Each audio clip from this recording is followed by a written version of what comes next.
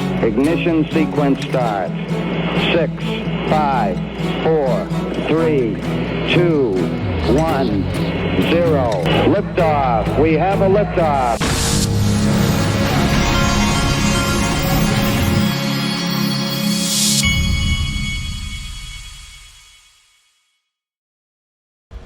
Hey everybody, this is the Digital Asset Investor, and if you hear a vacuum cleaner, that is because there's a vacuum cleaner going in the background. The people are here cleaning the house, and the show must go on, and that includes XRP Las Vegas. XRP Las Vegas 2024, May 3rd and 4th. Fruition Productions will be on stage talking about the XRP Unleashed documentary and premiering an extended preview trailer for their project. Producers will also be interviewing XRP Las Vegas attendees, and you could make it in the final show. Special thanks to all of our sponsors, including Uphold, iTrustCapital, and Ripple.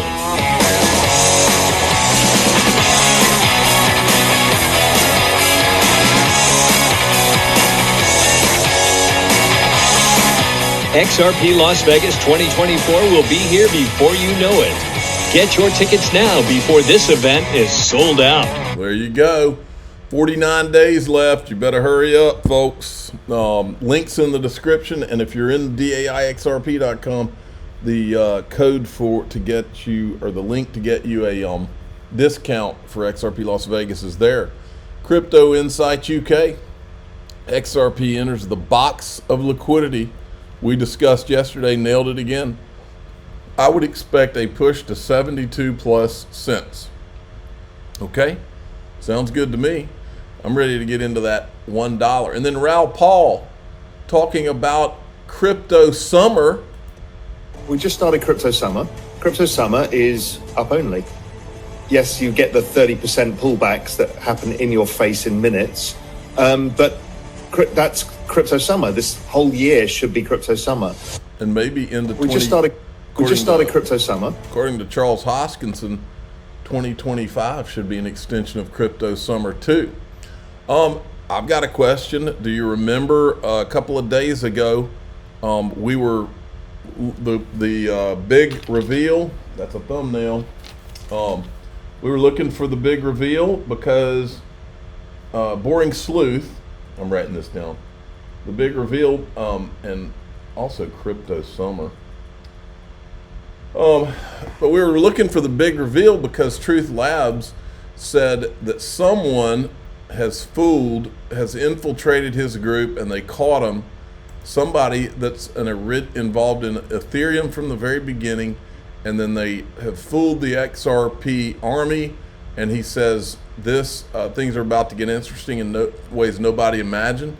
So I asked, did they come clean? He said he gave them 24 hours to come clean. It's passed. Did they come clean?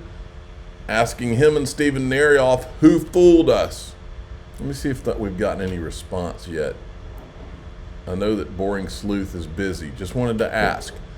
Somebody dug up this older videos from 2023 with Jim Rickards talking about gold.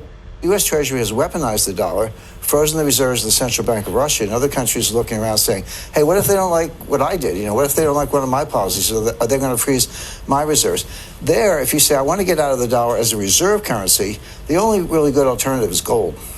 Well, that was a long way to let me know that I need to learn more about how the U.S. dollar works. But at the end of the day, the strength of our dollar lies here in our country, and hopefully our government understands that, and we quit attacking it in the ways we have. Jim Rickards, thank you very much for joining us. Thank you.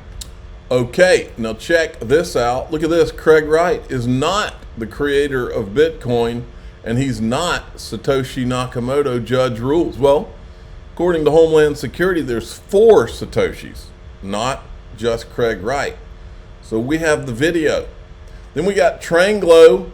As tourist spending reaches USD $1.4 trillion, the pressure is on for online travel agents to manage cross-border payments efficiently. Discover more at our blog. Ripple Payments, #ODL. When you hear ODL, think XRP. $1.4 trillion in the tourist industry. Look at this. Federal Reserve issues enforcement action against JP Morgan Chase and Company and fines the firm approximately $98.2 million for an inadequate program to monitor firm and client trading activities for market misconduct. And I said, let me translate. We are not going to tie you up in court, JP Morgan, for 3+ years the way the SEC did Ripple. We will also not disclose how much money you made on this scheme. In other words, the way this works, folks, if you haven't figured it out yet, is fine them $98.2 million when they made probably $500 million to $1 billion. So what's the fine? Nobody goes to jail every time. That's how the game works. Now, we know ETHGATE, but do you know ETHGATE 2.0? The second scandal. Stephen Narioff revealed it when he was on with Rob Cunningham and his cool show. You can go to @KUWL show to follow Rob. Very nice guy, friend of mine, very smart. All right, listen to Stephen Narioff talk about the scandal people don't know about. I was arrested on September 19, 2019. That was ostensibly the date of a dividend that was supposed to be given out by a company called T0, which was a subsidiary of Overstock, which was the brainchild of Patrick Byrne, who's a genius and really one of the pioneers of why crypto exists today. And I architected, it was for security tokens. I architected that. Without getting too far into the specifics of our timing, Patrick Byrne had people, hedge funds that were naked short selling Overstock.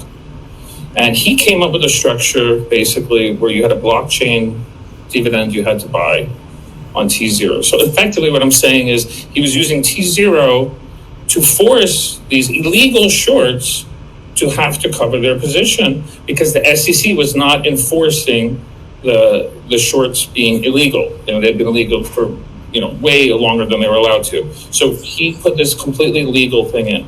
The SEC effectively ousted him and took over T0. And the date of that dividend was the date that I was arrested. The only and he was told to leave the country by the head of one of the agencies that we're talking about. So what I'm saying is that there's a second thing that happened beyond ETHGATE that they also did, and so it was the same exact players. Hinman was involved, it was all the same players. And that company, which is is now owned by the New York Stock Exchange, that company would, Prometheum, is basically what the license that company has wanted all this time. And they give it to this other one. So what I'm saying is that there's a second scandal that happened that people don't know, but it very much, again, they took this company that was an American public, NASDAQ public company that had spent years going through SEC regulations to do everything properly. And instead of giving them the license, they took that company effectively from the person who built it, Patrick, and gave it, eventually the New York Stock Exchange put an investment, but then gave the license to the CCP related entity, same one as Ethereum. Well, what do you know? And then Stephen Narioff retweets Charles Gasparino about the CCP and says, spot on, Charles. CCP stops at nothing for global control. TikTok, Ethereum, you name it. They're on a path to dominate finance and possibly the monetary system. Ethereum and Prometheum now hold exclusive rights over digital assets in the US, thanks to the SEC. And guess what? Both are under the grip of the CCP affiliated powerhouse. Gary Gensler care to shed some light on this, and he's copying Charles Gasparino in. Make no mistake, Charles Gasparino knows all of this and is intentionally ignoring it. And he's calling ETHGATE a conspiracy, and he knows the truth of all of it. Make no mistake about that. No, he knows. Now here's my question. Today, all we're hearing about is TikTok and how it's a national security concern because of the CCP. We've spent 3 years detailing, copying Congress people, and they all know about ETHGATE, they know about Prometheum, they know about the CCP ties, they know all of it. Not one of them, or in the media, will even mention ETHGATE and Prometheum. A while back they were mentioning Prometheum, but they aren't now. While they're talking about TikTok, and it's both sides of the aisle. It's not just Democrats, it's Republicans The House of too. Representatives has passed legislation that would ban TikTok. Now, TikTok is a national security concern. I actually think it should be banned. It's a way the Chinese communists... The bigger national security concern is where the money's involved. It's ETHGATE and the Prometheum thing. That's what they need to be looking at. But it's not just the politicians. It's also, remember Julia Chatterley? Remember the quote reporter who used to have Brad Garlinghouse on all the time, and then the second that ETHGATE was uncovered, she wouldn't cover Ripple, XRP, or ETHGATE. Wouldn't even talk about it. In fact, when we go in my group, I will refresh your memory about something about her that I can't talk about out here. But here she is. She's all about talking CCP. She even has the hashtags when it comes to TikTok. I think that it could have definitely had a little bit of a stronger language that was put in to make it a little bit more clear. Okay, we don't have to watch all that, but you get the point. The point is something's going on here, okay? There's a reason that these people are fully aware of it, and like I said, I'll tell you more about her when we go in the group, because I know for a fact she knows all about ETHGATE. I know for a fact, and I will show you. And then out of nowhere, you have this. You have this is from Cowboy Crypto, who is the official cowboy of the Digital Asset Investor channel. Former Secretary of Treasury Steve Mnuchin says he's looking to buy TikTok. This is interesting since he's ex-Goldman Sachs, along with current CEO of TikTok, Shao Chu. ByteDance owns TikTok, has Goldman Sachs listed as an investor, along with several CCP affiliates like Sequoia Capital. Anyway, you can go through all of this, and it's just, you can see what's happened here. Our country has been sold to China, and they've rationalized it. Goldman and JP Morgan and all of them, they've rationalized it and say, oh, we're global, it's global now. So and then they've basically given China a bunch, and China's probably given a bunch of nothing, and now the CCP has infiltrated this country. That's what we're talking about. Then we get this. James Comer is launching a government-wide investigation into the Chinese Communist Party's ongoing efforts to target, influence, and infiltrate every sector and community in the United States, including but not limited to America's education, agriculture, critical infrastructure, research, energy, business, space, and technology sectors. In 9 letters sent to federal agencies today, Comer, I hope you sent one to Gary Gensler to talk about Prometheum and ETHGATE. And then drag Jay Clayton in front of you, drag Bill Hinman in front of you. All of these guys need to be in front of you.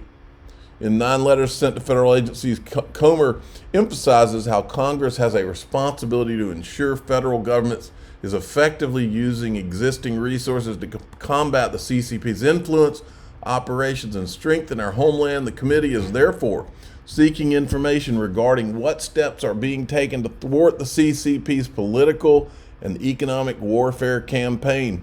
In the coming weeks and months, the Chairman Comer intends to call on more U.S. agencies to provide information on how they are combating CCP warfare, and will lead several hearings to address this national security threat, a war without weapons, the CCP's political warfare and influence operations in the U.S. CCP, this is one thing you'll never hear out of Nancy Pelosi and friends. Never. You'll hear them talk about Russia disinformation all day long. Anytime they say that, you know it's not Russia disinformation, it's China disinformation. And these people are bought and paid for. But in DAIXRP.com, we're going to talk about what's really going on here, okay? I'm the digital asset investor. I'm not an investment advisor. This is for entertainment purposes only. Please subscribe, hit the like button, and tell your friends and family. If you'd like to hear what's really going on, here we go.